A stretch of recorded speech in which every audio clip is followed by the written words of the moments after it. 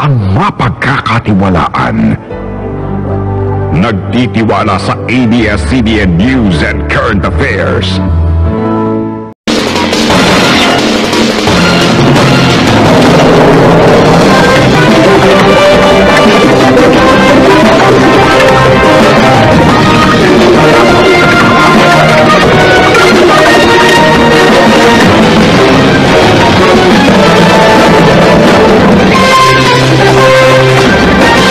Isolated ang mahigit sa 1,000 pamilya sa 5 barangay sa bayan ng Siruma, Camarines Sur dahil sa matinding pagulan at malalakas na alon. Exclusive Paw Patrol, Jonathan Magistrado.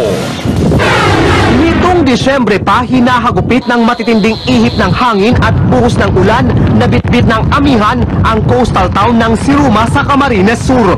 Isang linggo na ring sarado ang kalsada dahil sa makapal na putik. Kailangan pa ng malalaking truck at 4x4 vehicles para makapasok sa lugar. Sabado, sumama ang news team sa Provincial Disaster Risk Reduction Management Council sa pagpunta roon.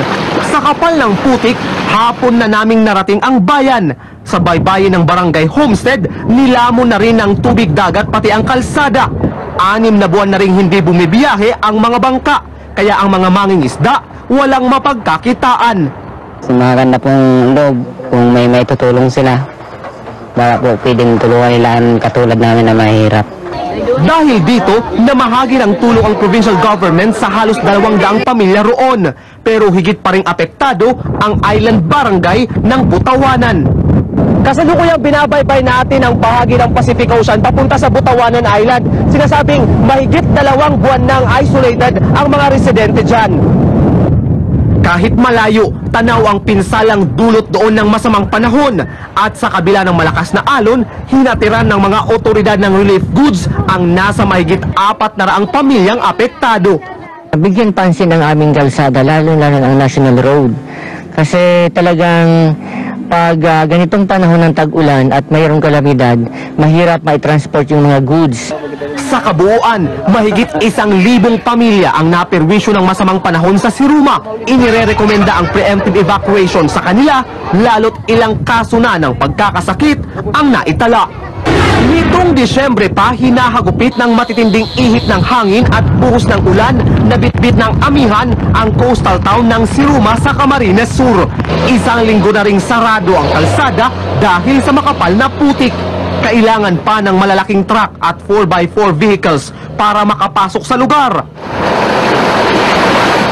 Sabado, sumama ang news team sa Provincial Disaster Risk Reduction Management Council sa pagpunta roon. Sa kapal ng putik, hapon na naming narating ang bayan. Sa baybayin ng Barangay Homestead, nilamon na rin ng tubig dagat pati ang kalsada. 6 na buwan na rin hindi bumibiyahe ang mga bangka, kaya ang mga mangingisda walang mapagkakitaan. Maganda pong loob kung may tutulong sila.